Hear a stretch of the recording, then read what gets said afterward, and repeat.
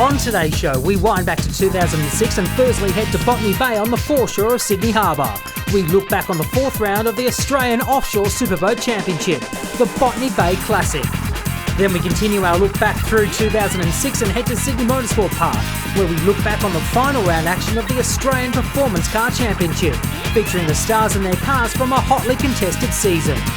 And later in the show, we head across the road to Sydney Dragway and look at the quarter-mile action from the 2006 Andrew Nitro Champs, featuring Top Fuel and Top Fuel Motorcycle. This is Speedweek.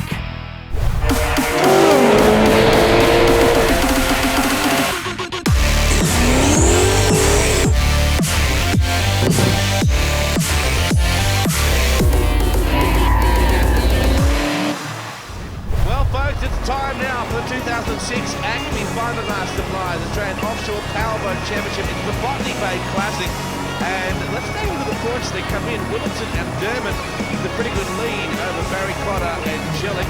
There is Class 3 6-litre and of course Class 3 4-litre. As you can see, it's pretty close for the battle for the championship lead in all of those categories. But Plymouth and Purvis and Davina, Slicer and Craven having a pretty good battle there in A class. As we take a look at AFT, Maritimo just sitting there. This is your grid lineup. Willetton and Dermott, Bill and Tom, Barry Cotter, the father and son combination. You've got Humphrey and Purton and Jones combination. Sanders and Craven, the Red Bellies. Yellow flag is up. Class 3 4-litre action is set to be as tough as it always is.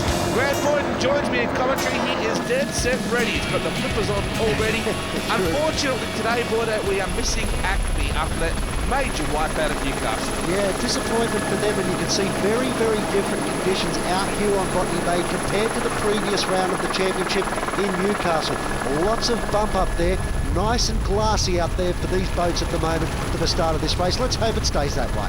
There is Navman making some early progress. Good start, look at that, and a myriad of different craft ranging from 50 grand to $1 million, depending, as they say in offshore powerboat racing, speed costs money. How fast do you want to go? Well, these boats can go up to around 200 kilometres an hour, and that rollover we saw at the previous round by Acme Racing is at over 150 k's. So you've got to understand there'll be a lot of damage to that boat. Look at them skip across the top of the water already. Doesn't take them long to get up to their top end speed. They're really starting to crank here, as you said. Perfect glassy conditions here. It's a bit of an armchair ride compared to some of the other rounds that we've had previously. They look like remote control craft from that camera angle there on the chopper. Let me tell you, they are enormous boats when you get up close. And there are the Red Bellies, charging hard. Sanders and Craven, they got some good speed up. It's a great category, Class 3 4-litre. They're always really going at it. Yeah, well, look at this. Because it's so smooth out there, they're all prepared to go very, very hard. There's still a little bit of a swell, not much chop, but a bit of a swell, and a few of them are just getting their props out of the water as they go across the top of that swell that's out there. Look at this guy, way out in front at the moment, doing a great job, but you'd expect that. Yeah, absolutely. They've opened up a pretty good lead already. That's the Maritimo craft. Look out, here comes the rest of them. You've got Simrad and AFT in there as well. So it's going to be a beat up between the Maritimo boys, that's for sure. The 15 craft battling hard in there is Simrad, that's Ross Willetton and Luke Dermott. Botany Bay Classic, look at these conditions. Top speeds are going to be way up there today, and it means the guys can concentrate on driving the boats and getting into it racing hard. Well, that's what we came to see, and it's a great place for a race like this, the Botany Bay foreshore. It doesn't matter where you are around this Bay, Goodison Bay, you can see the boats and really feel how quickly they are skipping across the top of the water. Normally, around this section of the bush, you'd normally find planes flying past, but now it's the offshore powerboats that are setting sail. Still flying, mate, just doing it somewhat lower to the ground, or lower to the water in this case. Got to say a big welcome to new sponsor Walker Property Development too, on board for the Offshore Powerboat Championship this year. So a brand new sponsor. Welcome to all the folks from Walker Property Development. We take a look from a distance just there. There's the great shot of the Maritimo craft. That's the AFT craft. Peter McGrath, Steve Jellick, aren't they getting some air? And I tell you what, they're not backing out of it either, are they? They're staying fairly hard on the speed. The boat's twisting around as it tries to get round that turn. Well, that's brave stuff. Look at the choppers just trying to keep up with them. Look at this here, the whole craft out of the water. Just maybe the tip of the prop might have still been inside the H2O. That is big. It was on the third shut, you can see the boat just start to squirrel, start to move around, and that's when they decided, hang on a sec, we better settle this down. But look at that, right out of the water and moving sideways. That is brave stuff. You just see there Simrad, Ross Willerton and Luke Dermott trying to come up the inside on that battle there. Look at the water displacement collectively between the two craft. We, of course, head to Queensland for the next 2 rounds coming up soon. Oh, Navman, lucky they don't have mirrors, boydo. Look what's bearing down on them. They may not have mirrors, but they're about to have a shower in a very, very big way. And look at them. Look over the shoulder. Get a move on. Look at it. He's exactly right. Looking back at his shoulder saying, let's just keep going straight. Let's worry about them. There is Quasi. Good to see the Quasi back out there and running hard as well here today. And they are having a good run at Holsbreath. So Gibbs and Folds have got some work to do today as Quasi take them on. Look at that, side by side, pushing each other to the absolute limit. It looks like they've got the upper hand too. You can see the overtaking manoeuvre around what is effectively going to be the outside, but nice and smooth by Quasi. Yeah, good pass. The Hawksbreath Cafe boys, certainly one of the most consistent teams. Good to see Humphrey and Burton and that man very concerned about where the rest of the field is. They've slowed down by the look of that too. Yes, in fact, they've slowed way down. Navman look like they're out of this one. They're about to be overtaken. Look in the background. You can see... Whoa! Did you see that? Hawksbreath! That was huge! Look at the amount of air. Rocks way out of the water. Actually, I think it was Red Australia Racing. It was Ryder and King. There we go. We've got the Maritimo Precision Driving Team. Oh, acrobatic team, I think. Simrad, AFT Maritimo, and Maritimo right out to the right-hand side of your screen. Got plenty of air that time round. This is unbelievable racing. Look at this. So we're saying it was smooth conditions. It's like a rodeo broncs out there. Look at these guys. Multi-million-dollar craft being thrown around. It's like watching a school of porpoises, isn't it? Bouncing up and down out of the water. Past that massive tanker in the background. Of course, be fairly careful approaching that thing when they come to the turn, boy. Ooh. Look at the collective resources between these 3 teams. I can't get over this. This is massive, isn't it? In the background, you can see the guys battling on. There was Tony Lowe, I think, and Simon Isherwood battling hard in Smorgon Steel. And now we're getting a bit of a run going here. I think this could be the national champ sneaking up as well. Look at the air that the 11 craft is getting. That is massive. When you're being pushed so hard by an effective teammate, you know you've got to stay on it. You know you can't back off. And Simrad looks like they may have gained the upper hand just there on that, getting that nice clean inside running. They weren't getting anywhere near as much air as AFT Maritimo. Willerton and Dermott, Ross Willerton and Luke Dermott aboard Simrad, doing a mighty job with it. Maritimo and AFT Maritimo battling hard. There is Maritimo. That's a father and son combination. Bill Barry Cotter and Tom Barry Cotter. I bet you Bill's a proud man motoring along there with his boy. Well, look at them run down the south-north runway. You can see the speed they've got out of these boats. It's absolutely phenomenal. You wouldn't want to be standing behind which with all that spray. Oh, mate, it's unbelievable to think that they can displace so much water. Very different lines just taken there. I think the inside has paid off nicely as they make their way back to the centre. So the AFT craft of Peter McGrath and Steve Jellick battling hard. There is a Simrad number 15 of Willerton and Dermott. In fact, they go back by the 11 craft. Yeah, they were able to maintain their speed around the corner. That's the tricky thing. You see, taking the tight line, you need to get out of the gas a little bit more. Of course, you lose momentum. Simrad took a wider line through that most western or northern marker, if you like, and were able to keep their speed up. So when they got into the straight, they had a little bit more top-end speed and were able to gain the race lead. You can see, not much in it though. AFT, of course, got their 2 V12 Lamborghini engines, 920 horsepower per engine. So they've got some horses, that is for sure. Look at this battle. We're missing Acme. You're not going to throw Acme right in the middle of all this to throw the cat amongst the pigeons. But the guys, hopefully, are going to be back in time for Queensland, the last couple of rounds at Mooloolaba. But look at the speed and how chasing the helicopter following them too. Unbelievable how big they are. Speaking of Acme, they flipped over big time in the rough conditions at Newcastle. Earlier, we spoke to Steve Searle and asked him about his narrow escape. We'd come around the turn, as you know, we had a good, fairly commanding lead. The boat was sitting very, we were happy with the setup, and just simply a gust of wind caught us just as we're heading towards Newcastle Harbour, and just picked the boat up, and not much we could do about it, just there for the ride. Well, last time, of course, when we went over, the boat took quite a while to get water into the cockpit, and we had time to sort of settle everything down.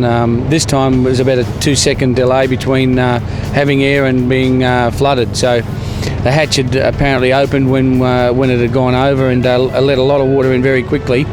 And in fact, Andrew didn't even get a chance to get his regulator, but I subsequently had my regulator on. But of course, with nothing to stop the water going up your nose, just sort of slowly drowned upside down, which is not a very pleasant feeling, I'll tell you. We'll have everything ready for Mooloolaba, and in fact, strangely enough, things like you would normally think would be a problem, like the computers and the ECUs for the engines, they've been designed to actually operate underwater. So all of that stuff has been recovered, and there's probably not as much damage as we thought to the boat or the gear, really. And I'd like to take time out to thank the rescue divers and all the people that helped get the boat back after a little escapade last weekend. Steve Searle, no doubt about it, and good that he thanked all the rescue craft and people associated with that reconnaissance effort as well. Here's a couple of likely lads, Boydo, the Red Bellies team of Colin Craven and Bruce Sanders, a duo that, let's be fair, they'd have fun at a tax convention this much. Love their racing and love life. They're sitting down in 5th spot at the moment. They're in the class, or outright in fact. They're doing a great job. As you say, they're very, very committed to their offshore powerboat racing, and they do always come out and do a good job with a very well presented boat. Well, you've got Bill and Tom Barry Cotter working pretty hard. Oh, look at the air, the boys. They just got the biggest air I've ever seen from that craft. Look at that. 2 props out of the water, and bear in mind this boat is the size of a block of flats. I wonder whether Bill Barry Cotter looked down at his son and said, Tom, what about we just back this thing down a bit? Or he said, come on, boy, let's go harder. They would have gone here. Quasi starting to close in again. This battle with Hog's Breath Cafe. Folds and Gibbs. This has been a very, very good battle here. This is the Class 3 4-litre battle. Quasi closing in. Sanders and Craven with a good lead in the Class 3 6-litre side of things. But these guys have been really going at it. I think that's going to stay that way for the rest of the race. Well, look at this. This has been an outstanding round for these guys. Let's be honest. We've seen so many battles right throughout this race, and no one is giving up. They're all pushing very hard. Obviously, they've matched each other's speed and performance very, very well. It's turned out to be a very exciting round. Here comes the Air Force pilots. The Maritime goes Bill and Tom Barry Cotter. Mission control. Just incredible pictures earlier. Of course, running at the moment in National A, leading is Don McClellan and Nick Purvis in the Advantage entry. In production, it's Greg Walters and Jeff Lucari in Cyclone 1900. Here are the boys from Thycon, Anthony DeFina and David Slicer. DeFina is the throttle man, and Slicer is a great name for a race car driver, or race boat driver, whichever you prefer.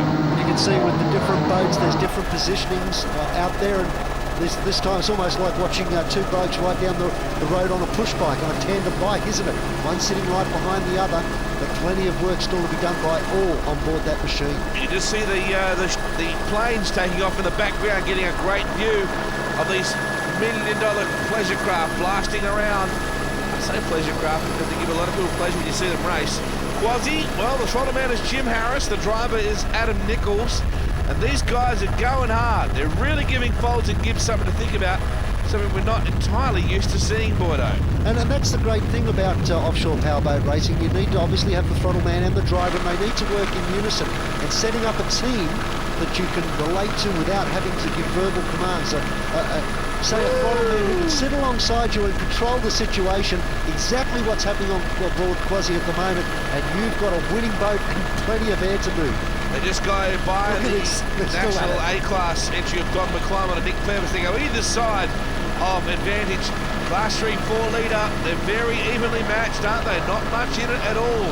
And the boys will be enjoying the battle too. Nobody wants to be out in the open ocean, ripping around by yourself. You want to have a carve up with someone. Now this will be Red Australia Racing. They're the guys who got the big air behind our onboard shot earlier in the coverage. Yeah, it was massive there. The prop completely out of the water as they push past it. Oh, problems. Yes, that man, it's some dramas. That is a real shame. Well, we saw them, of course, earlier having some drama before they slowed up a lot. So Tony Lowe and Simon Isherwood, Mr. Persistence out there in the Smorgon Steel craft. He's battling very hard. The guys had worse luck than anybody you could possibly name. Oh, look at that. Look at the Class 1 boats. Where? Ripping by. I think that was a production boat.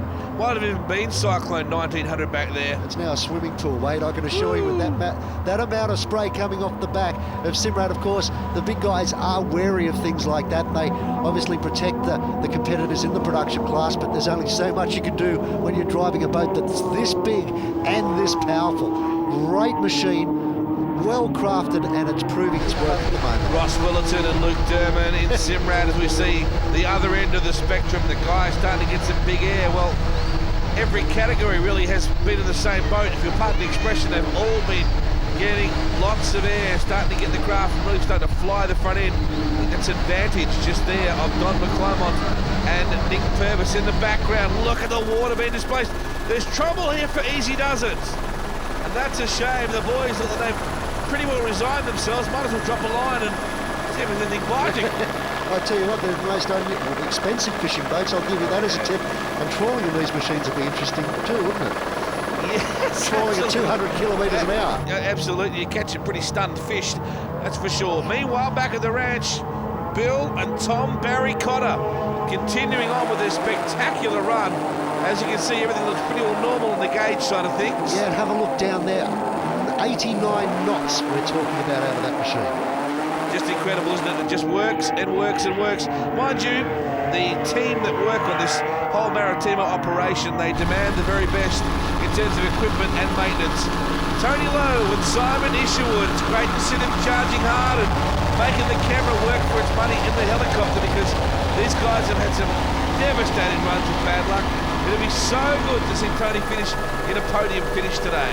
Yeah, it would be good, because they always bring out a fantastic looking craft. That Morgan Steel machine, superbly presented, and they've just had, as you said, a run of bad luck that you just would not bank upon. None of the issues that they've faced have been, AFT Maritimo, second, third jump straight out of the water with that speed.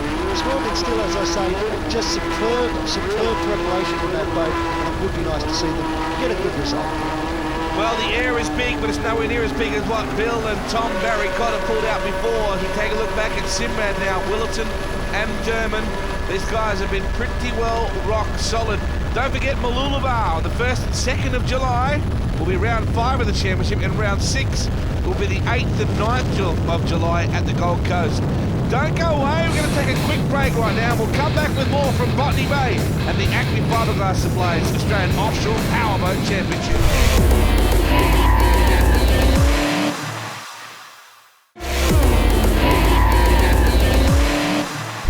Welcome back, folks, to Botany Bay. Let's take a bit of a look back at what's been happening while you've been away. And AFT Maritimo and Simrad Maritimo have been doing this since basically the race started. It's been a neck-and-neck battle, and the air has been big as well.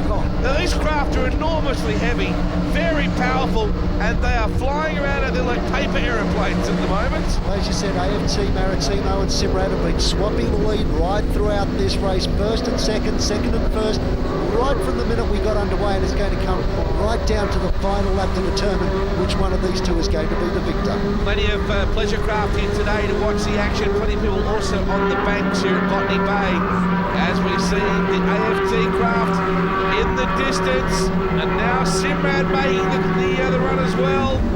So Simrad, pedaled by Ross Wilton and Luke Derman, really starting to come on. Look at it rock from side to side as it bounces its way across the top of what is basically the chop out there at the moment, churned up by these boats. We saw some massive air off this machine earlier on too. Both props completely out of the water as it rounded up navman that had issues out there on the circuit. You can tell these boys are pushing hard. Yes, you can. Here is Cyclone 1900, Greggy Walters and Anthony Hardiman. Walters the throttle man and driver, and the navigator is Anthony Hardiman. This guy is doing an excellent job. It's an open cockpit situation. You couldn't be any more well exposed to the elements. And there, I think, is Grumpy Mongrel. We haven't seen Grumpy for a while. I know why they're grumpy. Look at their heads bounce. Wow. Oh, and they are pushing very hard too. Look at the driver work. They had to get out of the gas there. The boat started to bounce from side to side, very close to losing it. Well, here is Anthony DeFina and David Slicer. They're battling hard as well in Thicon. Have a look at the air they're getting there. Tell you what, you're going to have some chipped teeth at the end of this weekend, boys. Here comes Folds and Gibbs in Hawk's Breath, zooming through with his curly fries as he makes his way forward. The Gibbs and Folds combination, they're very quietly spoken dudes. They just go about their business, like to go hard, and generally come away with the big points. They're very consistent. You rarely see those two Mercuries at the back let up on them. Yeah, looking in the background for the boat D10, which of course is Quasi, been running side by side with Hawk's Breath right throughout this race. These two having an enormous battle as we go back to the Red Bellies team. Yeah, the Sanders and Craven operation, the S9 craft, doing very well here. They had another good round at Newcastle. They're very consistent, these guys. Craven is the throttle man. Bruce Sanders, the team comedian, is the driver of the craft, and they love their racing, no doubt about that. Here they come, charging hard. You can just see then, front, there's some damage to the 66 craft just there. So the nose, there's almost peeled back on it. It's peeled back, obviously something hasn't been bolted down, the wind's got underneath it and just bent it over. Shouldn't be a drama as long as they don't get up behind one of these boats and end up with a whole heap of water coming through the boat. So it shouldn't be a drama. You wouldn't think you could get anywhere near these things, would you, at the moment? The speed that these guys are cranking out consistently. This is the Red Australia entry right now. Very similar in paint and design, colour, appearance, and all that to Hawk's Breath Cafe. It's a little bit disconcerting. Yeah, it's not handling the water quite as well as Red Bellies at the moment. It's bouncing from side to side and they're having trouble getting up to that top end speed. Safety's a big issue with the offshore power boats. When there's trouble on the water, the rescue divers are always there to help. Well, the boat flips or whatever happens with it, and then the helicopters, which we're part of, come in one at a time and drop the buddy team off as two divers, and we work together to achieve the goal at the end, which is to get the driver out safely. We dive with the shop dive, skate and ski, which are SSI. You have the other stores as well, but we do all stress and rescue programs to become a dive con or dive controller, dive instructor, dive leader. You do all your CPR and the like, just to, if somebody stops, you can get them going again. Well, last year when the boat went on fire, but we never made it into the water, thank goodness, because the boat was on fire. But this was probably last week was the biggest one we've ever been involved in. The cockpit when we were there was full, and the driver was just on his way out after his throttle man went back in to help him. Only the bloke sort of had a bit of a vomit, that was about it. And good for him, he didn't get it on us either, so it was good. It's great to know that there are people with the professionalism, the smarts, and generally people that care about these guys, like the rescue divers. They are unsung heroes. We go back now to check out the progress of Simrad in his business as usual. This thing is ticking along very nicely. And it certainly is, Wade. And the interesting thing is that they are able to push hard because they know that if there is an issue, the divers will be right there on the spot, dragging them out. And that's a very, very important psychological advantage for people like Bill, Barry, Cotter and Tom. Absolutely. When you've got your family out there, I know that the Searle boys were particularly relieved to see that everybody had already arrived back at the scene in Newcastle to help them get out. Timo just overtook a Virgin Airlines plane taking off in the background. Love it. That wouldn't surprise me. Here is AFT, Peter McGrath and Steve Jellick. That was big air. Well, they had to back out of that. You saw the boat just get very unsettled. Not only was it coming out of the water, but it was twisting from side to side. And look, they're still staying on it. This is brave, brave stuff. Wow, that was big too. I tell you what, the craft's almost in trouble. Well, they backed out of it now. They had to stay on it until the boat settled down. This is big. This is one very big boat to be doing this. But watch this. This is the one. They land. It lands uneven. Next time they get air, it just gets very ugly.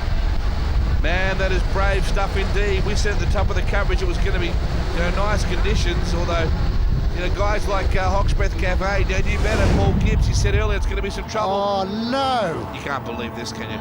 You just can't believe that this guy can have so much bad luck. Tony Lowe and Simon Isherwood still in trouble in Morgan Steel.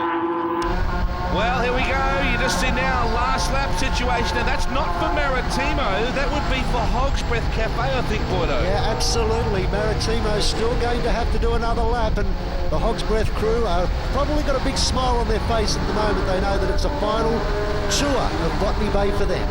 Yes, they're certainly bound for Botany Bay, though at the end of it they'll be pretty happy. Bill and Tom, Barry, Cotterwell, their altitude record was tested by AFT Maritimo in that situation. Look how sturdy the roll cage is inside that thing as well. Yeah, but look down at the can see 110 knots, up to 113 at one point. That is moving in anyone's language. The Navman satellite navigation used by a lot of these teams. We see this magnificent craft with the black diesel smoke pouring out of the back as it charges hard. That's Simrad, the number 15 craft, Ross Willerton and Luke Derman looking to wrap up the weekend. And again, more air from the AFT craft of Peter McGrath and Steve Jellick. Well done to everybody involved in the Offshore Powerboat Series, because this has been a fantastic round. Plenty for the spectators and the viewers at home to see right across this weekend. You see in the background, it was looks like Red Bellies charging through as well. It's been a rougher course than we predicted. We thought earlier it might have been nice and smooth. Of course, we're in the luxury of the commentary booth, not out there, with Simrad charging hard around this left-hander, looking to wrap out outright victory here this weekend. Boy, what a drive it's been. Nice wide approach. You can see the boat moving around a little bit, obviously backing down on the accelerator and just getting the boat through the corner. They know that they're sitting in a comfortable position at the moment. They just don't need any mistakes. It's going to be a Maritimo 1, 2 and 3, I fancy, the way these guys have gone, crossing the finish line. Well done, Simrad. AFT Maritimo closing in for second. Maritimo in third, Bill and Tom Barry Cotter. So good result for all the Maritimo guys. You just feel sorry for the Acme Fiberglass guys. Andrew and Steve Searle having to watch on as spectators today as the Maritimo guys run amok here at Botany Bay. Sanders and Craven finishing first in the Class 3 6-litre. Gibbs and Bowles nailing Class 3 4-litre. Then you got McClymont and Purvis in National A class. You have Walters and Licari picking up production class. Let's go to our victors now. Yeah, that was a very satisfying race. The number 11 boat, the AFT boat, we could not shake him. He was out driving us there on the first couple of laps. But then Luke and I started to work a bit better together as a team, and we applied ourselves a bit better in the turns, used our boat weight in the rough, and got around in front of him. It was a good race. Yeah, it was good today. We really underestimated the conditions, but no, we had to work our butts out today. The boat was actually pretty good. 2 laps before the finish, we had a fuel shutdown. We lost a little bit of ground, but the guys deserved to win it. But no, we learned a lot about the boat today, I can tell you. No, we went out today, and the setup we had was wrong. We realised it straight out of the start that we'd propped a bit short, and so we're a bit slow on the straight. So we had a go for the first lap and couldn't get there, so we just backed off and saved the equipment for another day. Oh, look, fantastic effort. Colin and I, we just took it from the first straight. We clocked 163 kilometres into the first turn. That was a full load of fuel, and the boat just got quicker and quicker from there. It just handled the rough beautifully. Broke a gearbox, would you believe? Our luck wasn't running with this week. Did the tie bar obviously on the practice, and then repaired that, got it all going again, all good. Going out, just dropped the gears and bang, away she went. Looked okay. We once again ran short again on fuel, so we had to back off the last few laps. We would have DNF for a fuel loss. But yeah, we got through the race and finished, and a bit of tweaking to do for the next event, but we'll be up there from Maroochydore. Satisfying, albeit we didn't exactly finish the course. We were a lap short. We retired with a power steering problem. But the boat was good. We learned a lot about it today. We got around a few very quick corners. The engines were beautiful. And on the short run across the front of the Novotel, we saw 136 on the Speedo. So I'm pretty happy with that. And I know there's more to go. Hogsbreath and ourselves were neck and neck the whole race. We had a rather large moment at the top of the course. They managed to pull away from us, and then on the last lap we reeled them in. They had a breakdown themselves, so it became a drag race to the end. Oh, well, we've won the first 4, which is good, so I kind of guess it's a bit hard for Thycon to beat us now, but my aim's 6 out of 6. So the points are going to be very interesting indeed. Willerton and Derman, a 350-point buffer over the Barry Cotter family. McGrath and Jellick back there in third. The Silverboys have some catch-up to do. Sanders and Craven are 300-point leaders in the Class 3 6-litre battle over Humphrey and Curtin. Gibbsy and Folds with a 700 buffer over Quasi at the moment. McClymont and Purvis, well, they're clear leaders over Defino, Slicer and Craven in the National A class. Coming up after the break, we look back on the final round of the 2006 Australian Performance Car Championship from Sydney Motorsport Park.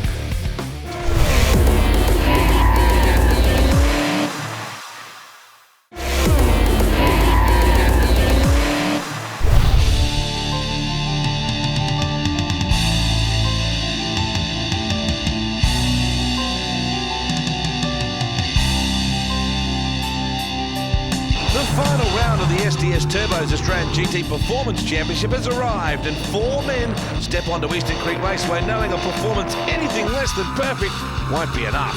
In true performance form, 3 completely different cars are represented at the sharp end of the points table, with Barry Morecambe and stablemate Gary Holt flying the flag for the Mitsubishi Evo 8, and defending champ Peter Floyd with a booming HSV, not to forget Berwick Linton and his iconic BMW M3.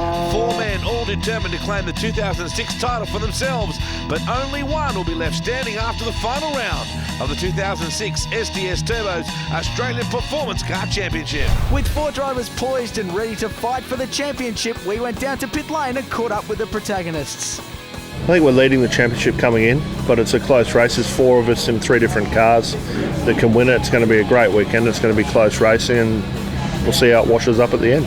The season to date's just been consistent, which is what we planned to do from the start. Our worst round was round 1, where we got turned around and that didn't help. But we just struggled, and I'd come back from a business trip, so I was jet lagged as well. But from then on, we've just planned on being in the top 4 and on the podium as often as we can, and we've done that. And the cars run well, and the team have prepared it, and it's just been there at the end of every round. I guess anybody can win. We're going to go out as hard as we can. We've practiced very good yesterday. So the car's fast, so we're going to try and win this round anyway. I mean, we've been getting stronger and stronger, and I think it's a good time for the Rondo car to step up and win a round. To go as hard as I possibly can. We haven't qualified yet, but if we're up the front, hopefully, go as hard as possibly can. In the second race, if I've got enough points where I only have to finish the race, I'm going to start out of pit lane and sit behind the pack. The championship means a lot for us. We finished second in the last 3 years and third, and we're here to win it. And we just need a little bit of luck. We're pretty happy with the car. This track here, Eastern Creek, is a very even sort of track. All the cars that are fighting for the championship have got a chance of winning the races here. So it's going to be a tough battle. We had a few problems earlier in the weekend with some motor problems, but we just swapped the motor last night, and hopefully we've rectified those problems. And we're hoping for a good result this weekend, and it's going to be a tough one. There's 4 of us really in the fight for the championship, so there's going to be a lot of close and tight racing. Time to take a look at championship points coming into this final round. Gary Holt leads the way convincingly ahead of Berwick Linton, Peter Floyd and Barry Morecambe.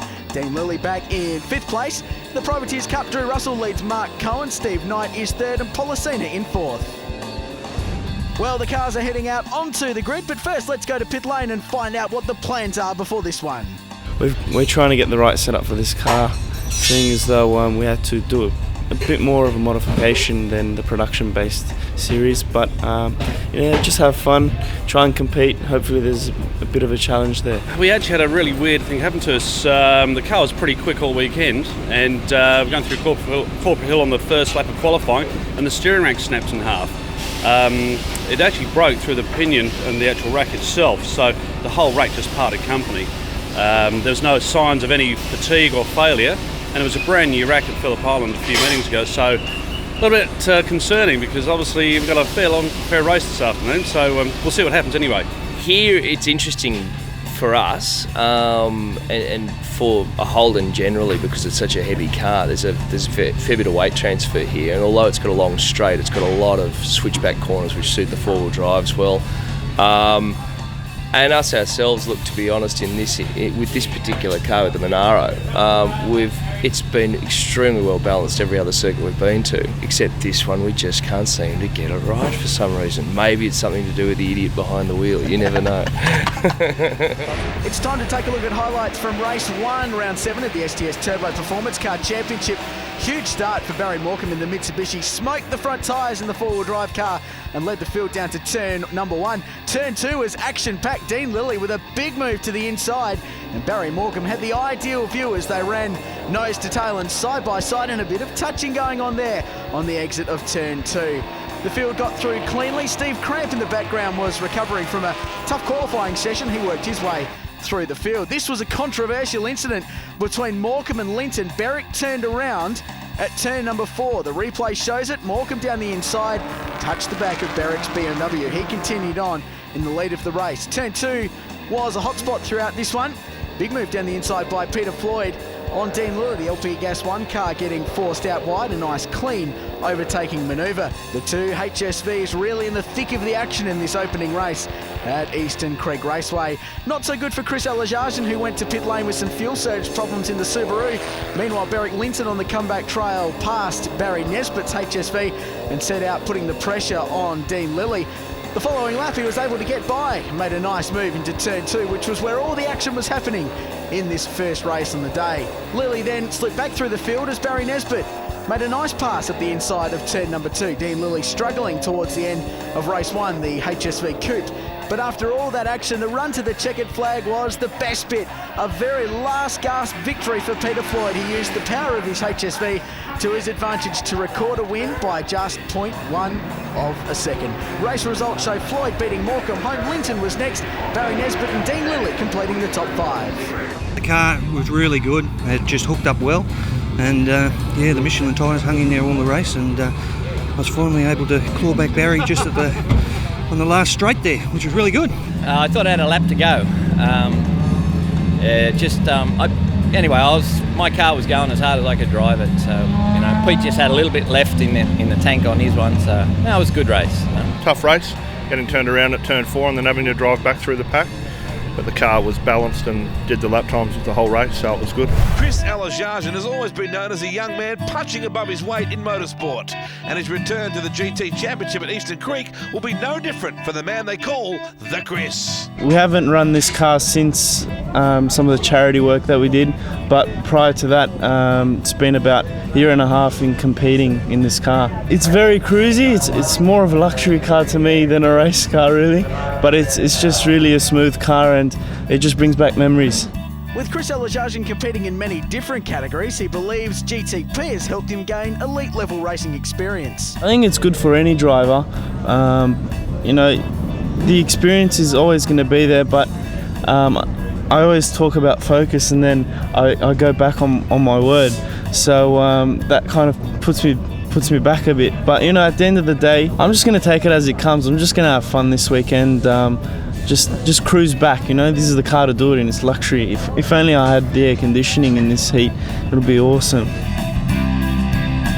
Well, it's the final race of the STS Turbo Australian Performance Car Championship. Pit lane awaits to find out what these guys are thinking. We're just going to cruise around, not go too hard because it's a fair way.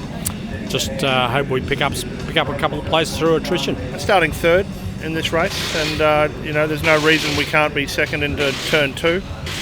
First would be good as well. We got up to first in the last race into turn 2, and then I got turned around in turn 4 and went to basically the back of the grid and had to drive through everybody. But we're just 22 laps is a long way, so we don't need to do anything too desperate. Just need to stay in touch and then throw in the excitement of a pit stop, and it puts all the blokes under pressure that don't normally, once the car's prepped, they're done.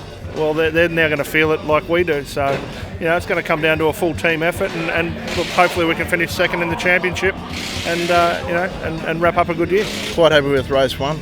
The car was going fine. No unusual noises. Car was handling good, so just put some more fuel in it and hope for the best for 22 laps. Yes, he's been around a time or two as Marty Miller, driven a range of different cars over his career. Peter Floyd lining up alongside Barry Morecambe, Berwick Linton and Barry Nesbitt, Dean Lilly and Steve Cramp, Gary Holt and Graham Alexander. They're the top 8 in your SDS Turbos Australian Performance Car Championship. Plus you throw in Drew Russell, Jim Policina, Mark Cohen, Marty Miller and Chris Alajarjan starting off the back of the field, and Richard Crail. Whoa, Alajarjan off the line. Big start for Super Liberty. We are underway, the final race of the 2006 STS Turbo Australian Performance Car Championship.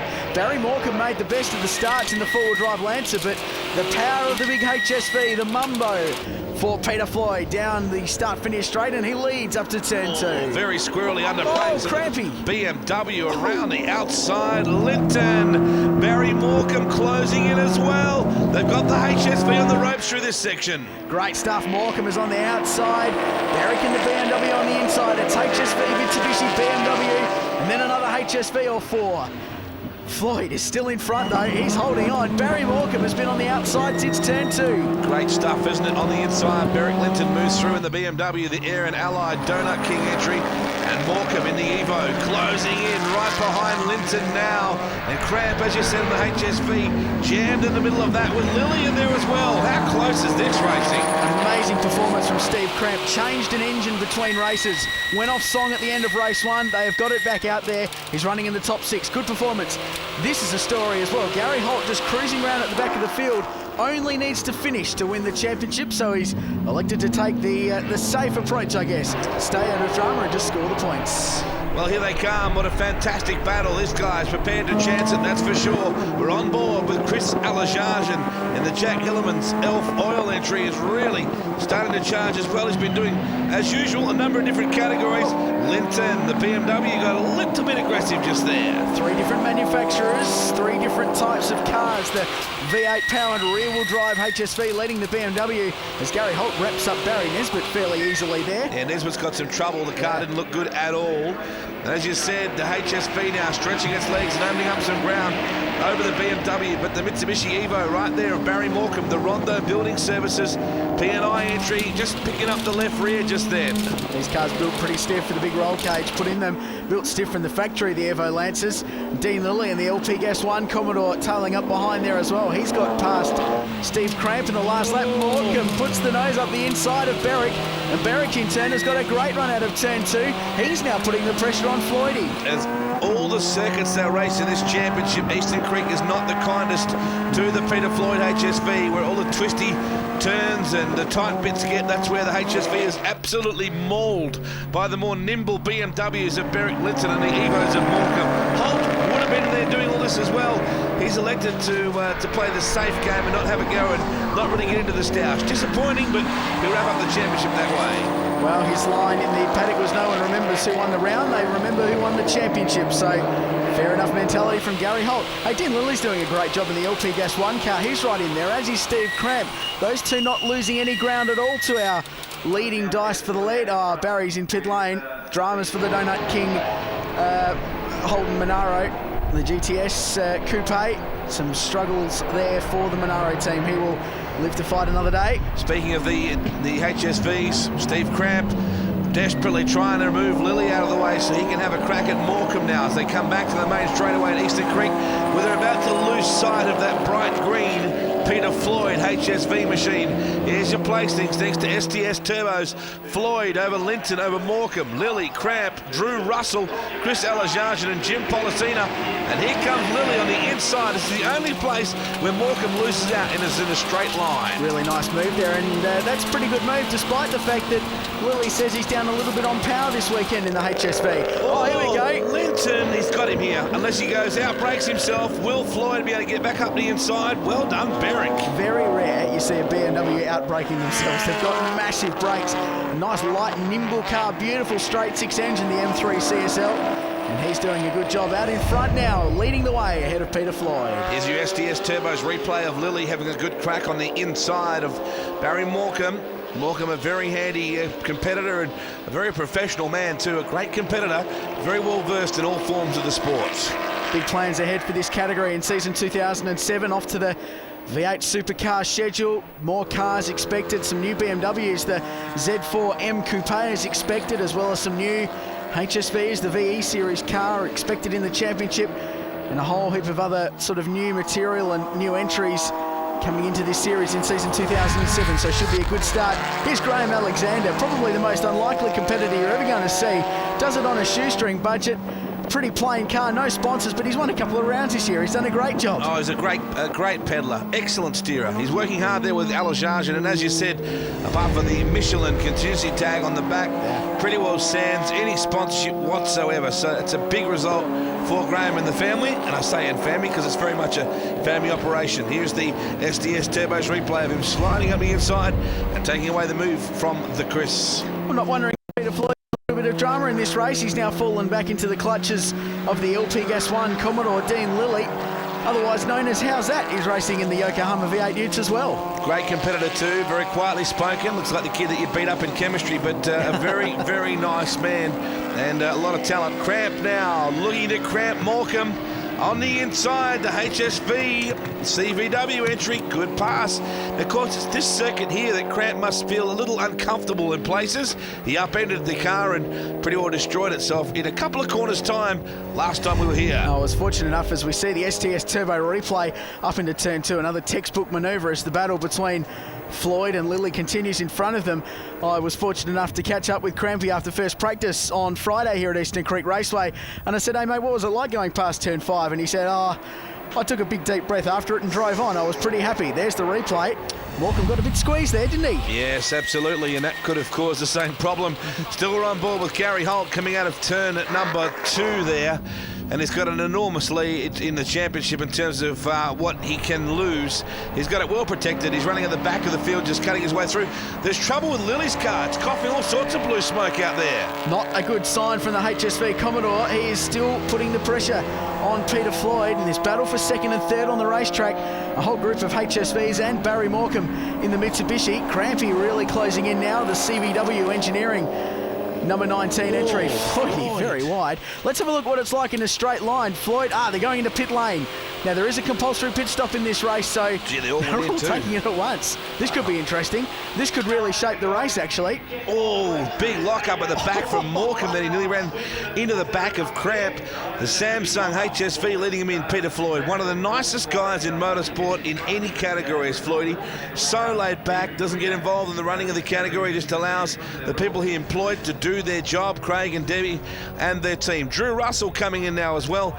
That must seem like a crawl, mustn't it? It would after that. Both these guys, Drew Russell, Chris Alajarjan, running in the Ferntree Gully Holden Privateers Cup, a new initiative into the championship this year, and it's enabled guys like this to come out and have a run, and the Chris dragged the old Subaru out, and this is the car he won the 04 Australian Production Car Championship in. And he's electing to stay out there and run the extra laps wherever he can while the other guys move into pit lane. Now here is Holt. He's now going by the pits. Watch the pits just on your right come past. There are the guys. You see Floyd going out right now. Nothing too hurried. Lilly heading out. A lot of guys there with his stopwatches. There's the Chris. Nice young fella. His dad, a fabulous bloke.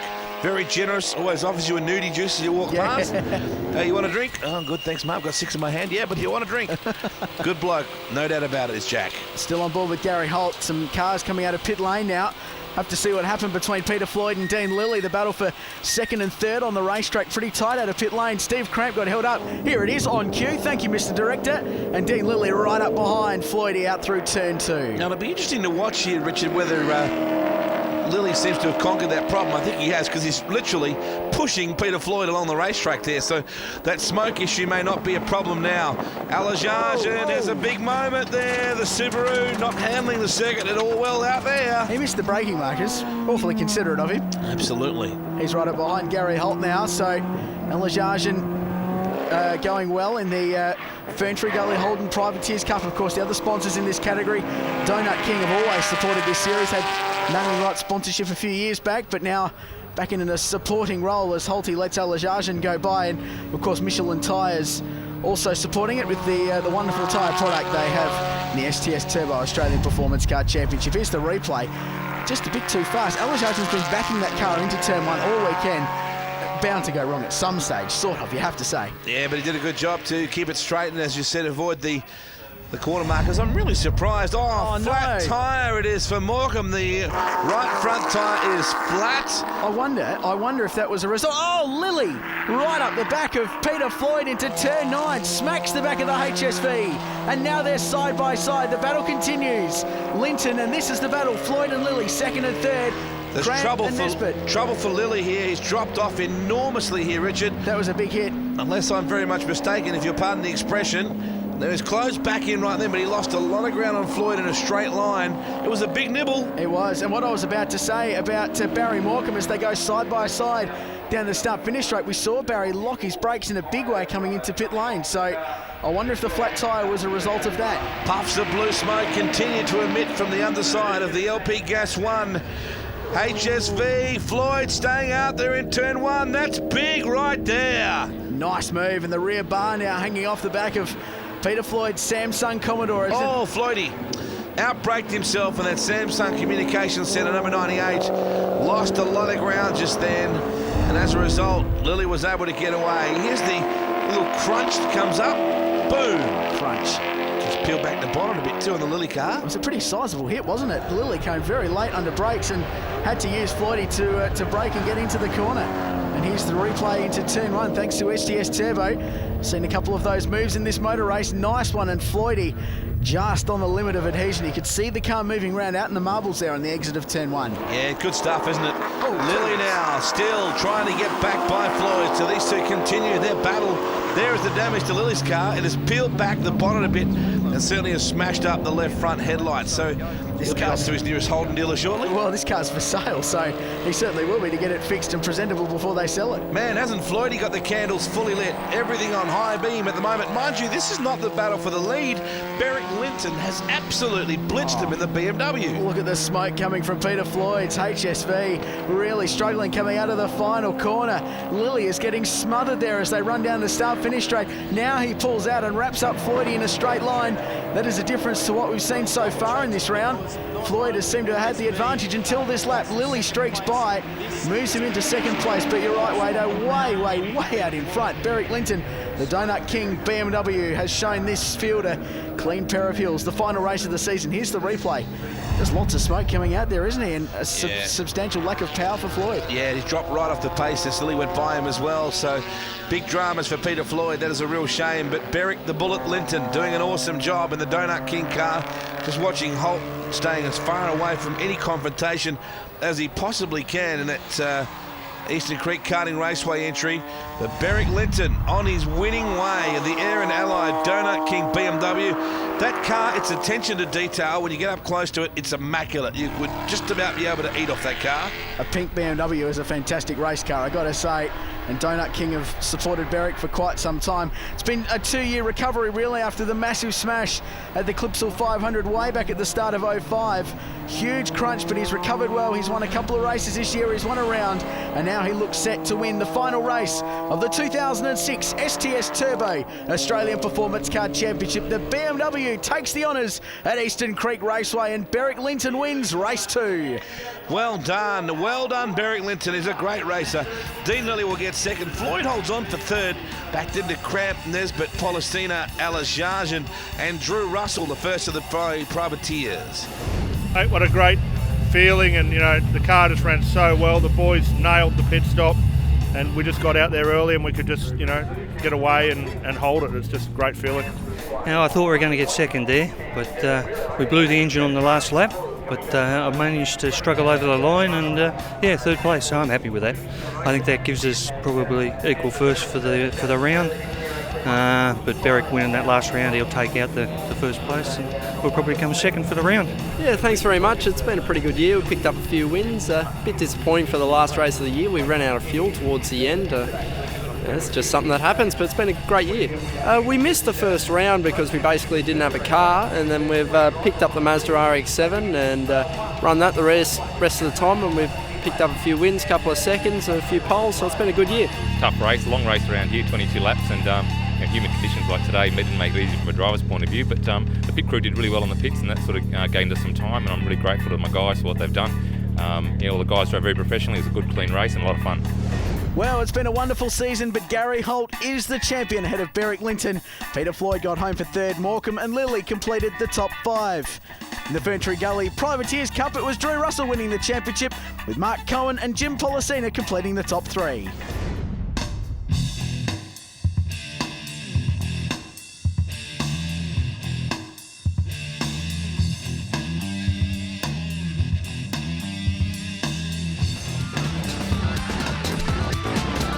There's more to come after the break as we wind back to the 2006 Andrew Nitro champs from Sydney Dragway, featuring Top Fuel and Top Fuel Motorcycle.